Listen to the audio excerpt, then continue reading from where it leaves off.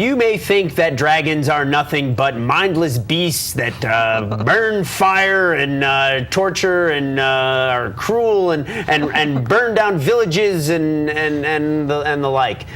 Jessica Day George would disagree and say that they are hyper-intelligent, extremely verbal, and well-meaning creatures who are mostly misunderstood. And she's been writing about them in 2 books, Dragon Flight and Dragon Slippers, and now the 3rd book in the series, Dragon Spear. Jessica Day George, good to have you back. Thanks, it's fun to be here. So now when you started writing this series, you had no intention of going beyond just one story, did you? I didn't. It was not a series. It was just going to be Dragon Slippers. And so how did you what made you say, you know what, I'm really getting interested in this whole world that I've created? Well, I love my dragons. I've always loved dragons, and I had so much fun writing Dragon Slippers, and my editor kept saying, let's do a series, let's do another book, and I said, oh, no, I don't have any good ideas. And then I was telling my husband one day, I'm like, I wish I had a better idea. Like, they went to war with another country, and oh shoot, there it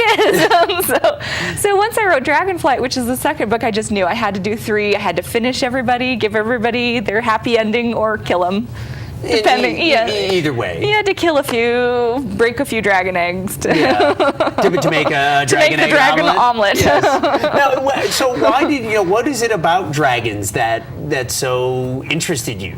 I don't know. I've always had a thing for dragons ever since I was a little kid. Like, at Disney World, they used to have Figment. He was a little purple dragon in the one area, right. And I have Figment puppets. I have T-shirts. I had jewelry. There was just something from the time I was like 4 on up. I was a dragon lady. All right, well, in the good sense. In the good sense. In the good not sense. The scary long fingernails, but you wanted to create, and Figment is a good example that people usually in fiction and fantasy books, dragons tend to be these angry, violent monsters. Yeah, but they just eat people. You decided to make them somewhat friendly. Yes. But occasionally temperamental. Yes. Well, they're just like people. Some of them are bad. Some of them are good. They all have hobbies that they like to do. They fall in love and get married and stuff. They're just giant, scaly people. No.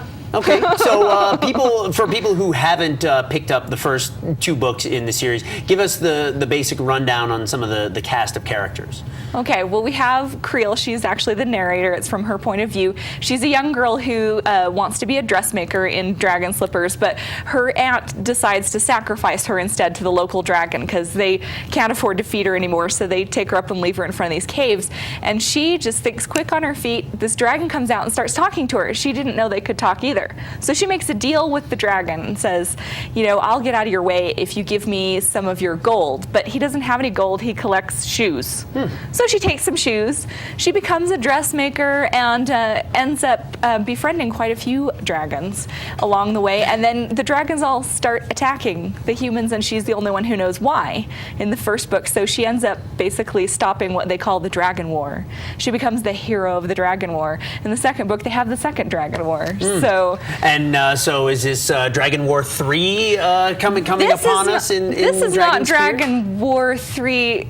The people are not involved. This is Dragon Civil War in this book because her closest friend, her dearest friend, who's become basically a surrogate father to her, is the king of the dragons, and his wife is. That's got to be tough, yeah. If your BFF is a dragon. Well, she's planning her wedding in this book, and they're having a hard time finding a venue for a wedding where the bride's side of the room would be dragons, and the groom. You need a pretty big stadium. Yeah, the groom's side are dragon-hating royals, actually. Yeah. So yeah, she's marrying a prince, actually, and his father has the king has banished all the dragons from their land, and so. So are you pulling things from classic fairy tales and classic classic fantasy stories? Are you pulling elements Not and then really. or did you take those and say, I want to go completely the opposite direction? Pretty much. I mean, I've heard a lot of people have called these like a new fairy tale, and I have done a lot of research into fairy tales. It was kind of my field in college, and my other 2 books are actually retold fairy tales. But these, it was just completely on its head. The dragons are like people. She's marrying a prince, but his father is anti-dragon, and it's just So it's sort of a modern day fable of, almost, I don't want to say, interfaith marriage, because it's actually two humans getting, she's not marrying the dragon, but, how do you... That actually comes up in this book, because she's kind of getting into the dragon philosophy, the dragon beliefs, and not so much adhering to her local religion. Side. The human religion is very much the dragons are animals and don't belong here, and so she kind of goes off and does her own thing a little bit in this book too. So yeah. So where does where did this part of the story come from? You said you were having a hard time with part 2, and then you finished that and you said, oh, I just want to write this and wrap it all up. But there's a whole lot of elements here. There's a lot going on. I just in trying to decide how they would.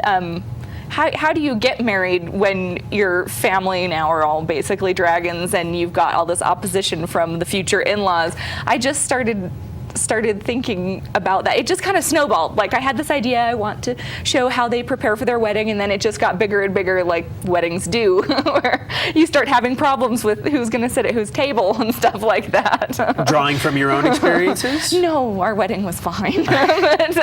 Went off completely without a hitch. Everybody got along well. It was great. There were no fireballs across the table. I was too nervous to notice. I don't know. What has been the response from readers to this series? I get emails all the time. I have kids that are drawing.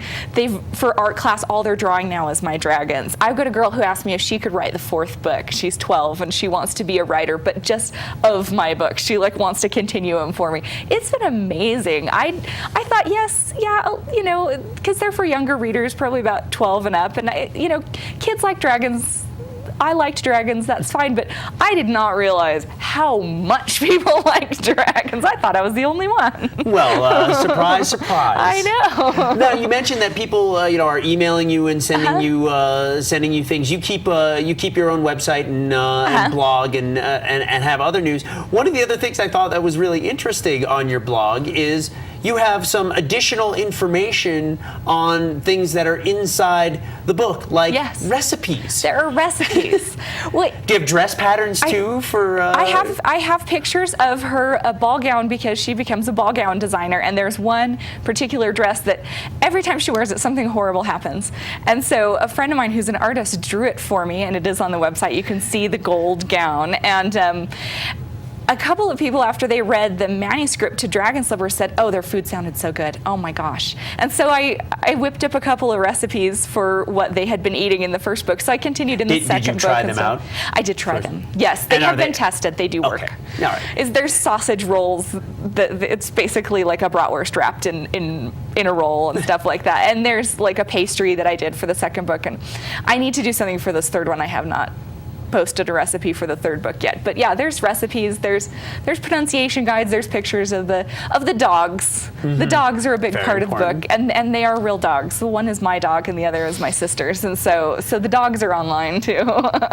They should have their own blog. And tell people where they can find all this fabulous information. www.jessicadaygeorge.com. Easy.